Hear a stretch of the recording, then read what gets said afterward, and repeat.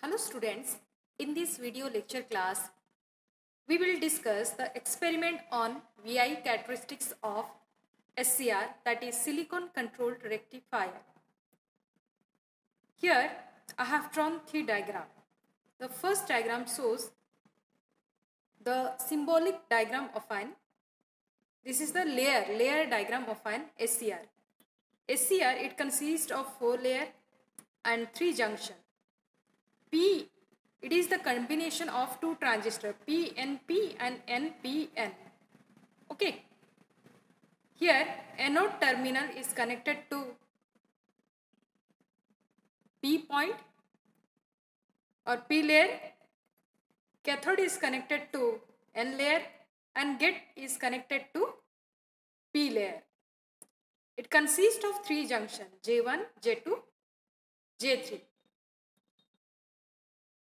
This is the VI characteristics of an SCR. This one is called as forward blocking mode, and this curve, it shows the reverse blocking mode. We have already discussed the VI characteristics in the theoretical part, so that in this session I will not cover the VI characteristics, the theoretical part. Already this one discussed in theory classes. Then this is the circuit diagram. Here gate is connected to DC source. This is the anode terminal, this is the cathode terminal. Okay, and R1 is the resistance connected in series with the gate, R2 is the resistance connected in series with the anode. Here 2 ammeters are connected. This is the experimental circuit diagram. Here 2 ammeters are used. The first ammeter, it is connected in series with the gate, which measures the gate current. And another ammeter, it is connected in series with the anode terminal of the thyristor, which measures the anode current. And 1 voltmeter is used here, which measures the anode to cathode voltage. So in this experiment, I will show how you find this forward blocking mode. In forward blocking mode means when anode is positive with respect to cathode. In this mode, what happens?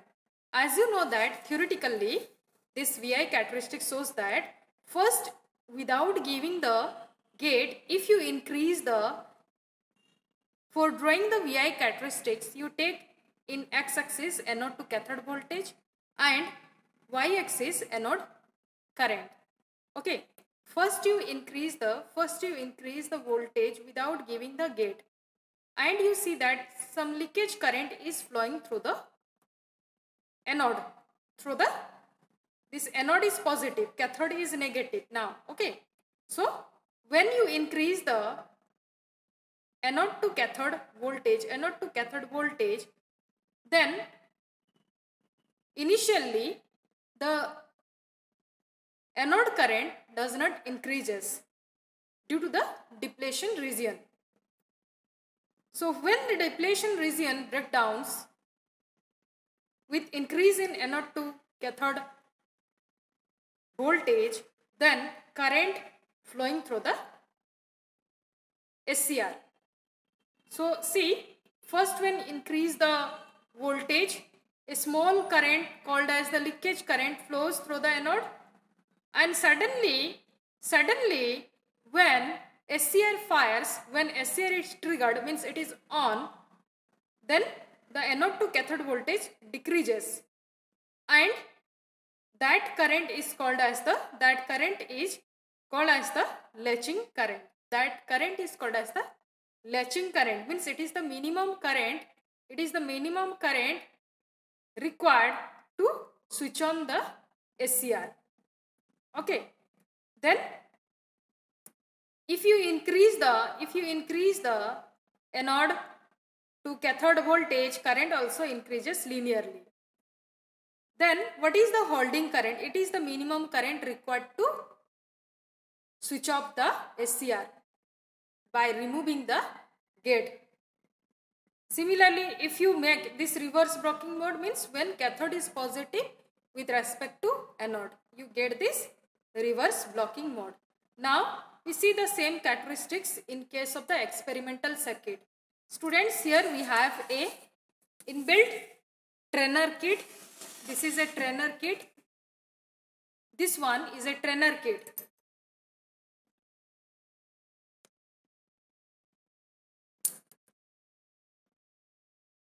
Here already two ammeters are there, 1 voltmeter is there, and these two variable point. This is the variable point to vary the gate current, and this one is the voltage. This variable point is variable or vary the anode to cathode voltage. So here how you connect, students? First you keep this variable point at minimum position. Keep these two variable point at minimum position. Then after you connect as per this circuit diagram, you connect this gate. The first I connect the DC source. Okay, this is a DC source. I remove all these parts. This DC source is connected to the resistor R1. Then R1 one terminal, it is connected to ammeter, this ammeter A1, and the negative terminal of A1 is connected to gate. Now the DC source, the resistance R1 and the gate circuit are in series. Then to measure anode current, the second ammeter A2, its negative terminal is connected to positive or negative, it doesn't matter, any terminal you use. So one terminal is connected to anode terminal of the thyristor and another terminal of the ammeter is connected to R2. This R2 terminal of the circuit. Then R2 next terminal is connected to this voltmeter. This is the DC supply. Okay. And another terminal, the same terminal of this DC supply is connected to this voltmeter, and this voltmeter next terminal is connected to the negative terminal of this voltage source. Then to complete the path, I connect these probes. Okay, to complete the path. Now my circuit is completed. Now how I proceed my experiment? First first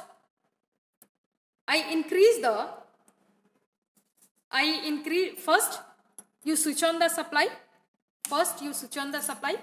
Now the circuit is activate mode. Now without giving the gate current, you just increase the anode to cathode voltage, and see some leakage current is flowing through the circuit without giving the gate. Here in this trainer kit, the ammeter A2, we shows the anode current. Ammeter A2, this one. This ammeter doesn't show any readings. It only just little bit it deflect. That is the leakage current. Okay, little bit it deflect, very less. That is the leakage current. We can't read its value. It is of microamperes. Very less. It is almost of 0, very near to 0. So with increase at first instant, with increase in anode to cathode voltage, without giving the gate current, anode current is almost 0. Next, you keep anode to cathode anode to cathode voltage at some value. Let it be 10 volt. Let it be 10 volt. I keep this anode to cathode voltage at 10 volt and record in a paper. You record this anode to cathode voltage VAK. Okay, VAK. So here at each step you take the reading of VAK, also IA and IG. So VAK and IA. Now students, by keeping this anode to cathode voltage at particular voltage, let it be 5 volt, 10 volt, 15 volt, 20 volt, any voltage value you can choose. My choice is at 10 volt. Then slightly I increase gate current. Means now I apply the gate current to fire the SCR. To fire the SCR, and here I say at which point SCR is turned on, and I have to note down that current. Now students, I give the gate current 1 ampere. Still my gate SCR is not triggered. It is on off state. Now it is of 1.5 gate current. Still it is of off state. Now again I increase slightly 1.5. It already reached. Slightly I increase it. It is of 1.6, 1.7, 1.8, 1.9. Yes, at 1.7, anode current fires. Anode current fire means anode is now the SCR is now turn on. SCR is now turn on. So at which voltage? See students, due to the fault in this Trener kit, the anode to cathode voltage doesn't decreases. Actually, when SCR turn on, at that time anode to cathode voltage it decreases within 5 to 7 volt. It decreases, but due to fault in this Trener kit, means many type of faults maybe are there. That is the aging problem or atmospheric pressure. Many type of faults are there. So due to this fault here, see still my SCR is fire on or it is turned on. My anode to cathode voltage doesn't decreases. It is still at 10 volt. So at 10 volt and gate current of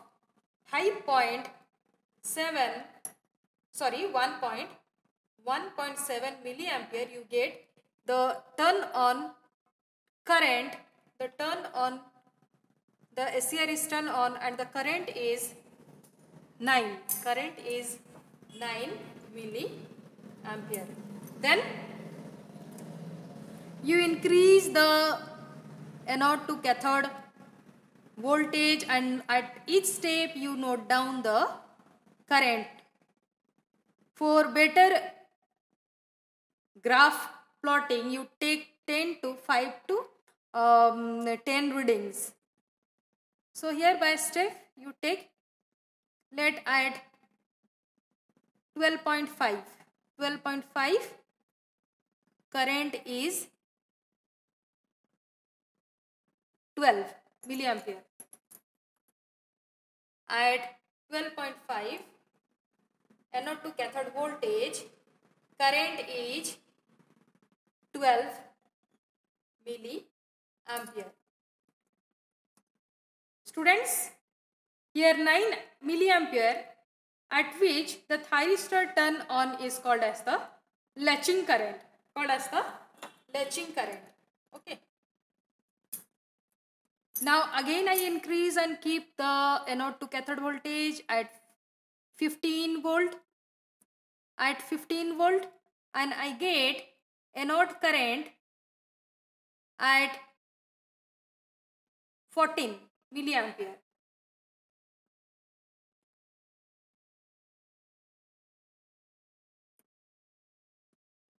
Then I again increase, I keep it in 17.5. In between 15 and 17.5, more 2 to 3 readings you may take. So here at exactly 17.5, the anode current is 16 milliampere.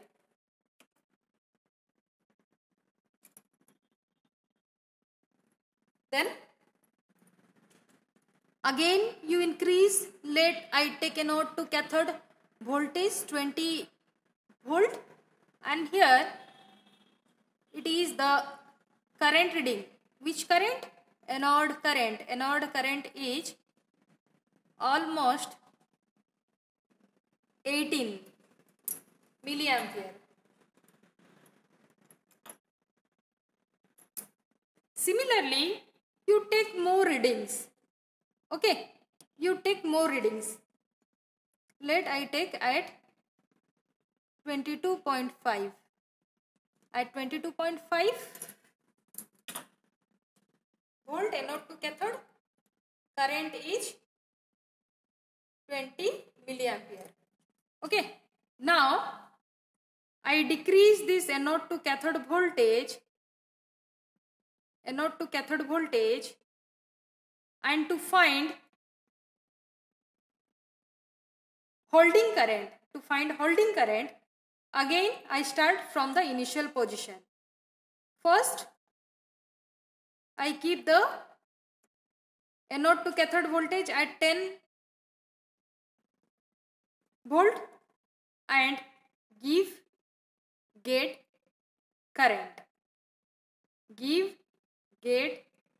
current. And in first step, at which gate current it fires, it trigger at 1.7.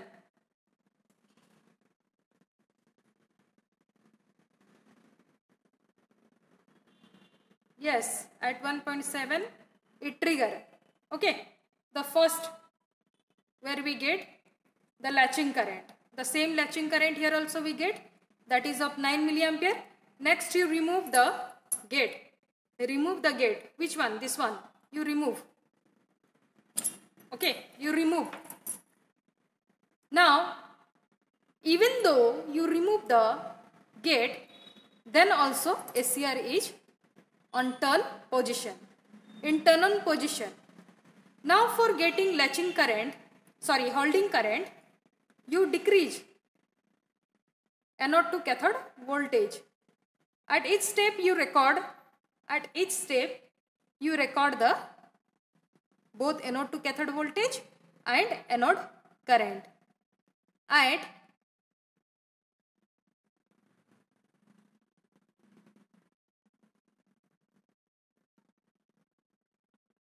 9 volt, anode current is 7.5. At 9 volt it is 7.5 milliampere. Then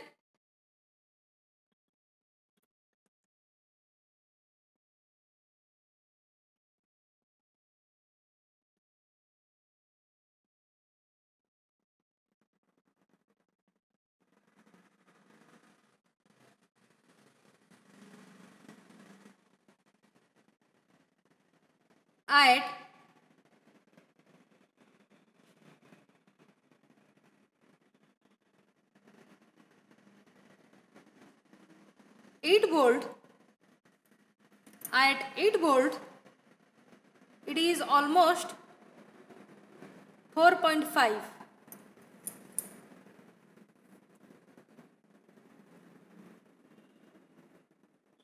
No, almost 7.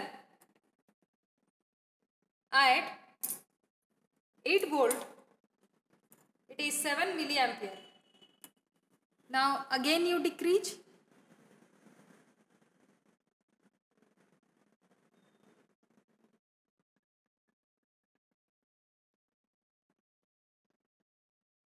At 7 volt of anode to cathode voltage, 7 volt of anode to cathode voltage, anode current is 5.1. milliampere. Now again I decrease. See, at 6 volt anode to cathode voltage, where the anode current is almost 5.1 milliampere, it is turned off. It is of 5 milliampere or 5.1 milliampere.